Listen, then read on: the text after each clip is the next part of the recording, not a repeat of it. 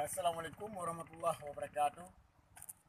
Saya dari Gici Gampung Kuala Kerto Barat, Kecamatan Tanah Pasir, Kabupaten Aceh Utara.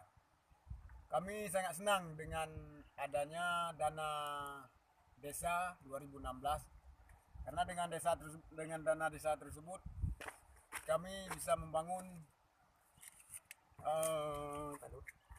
talut jalan yang sudah untuk penahan jalan.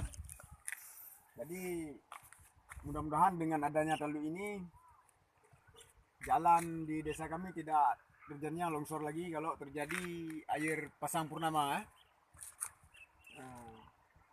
Mudah-mudahan di 2017 nanti kami harapkan dana desa lebih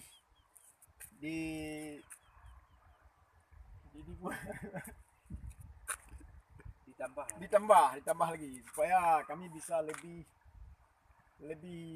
bisa banyak membangun lagi.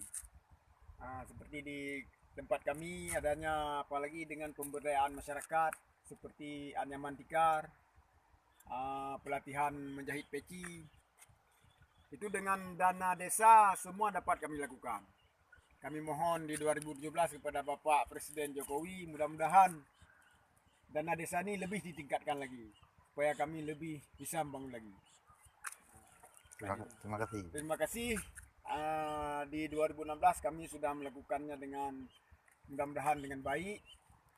Itulah harapan kami di 2017 dana desa untuk Aceh lebih ditingkatkan lagi.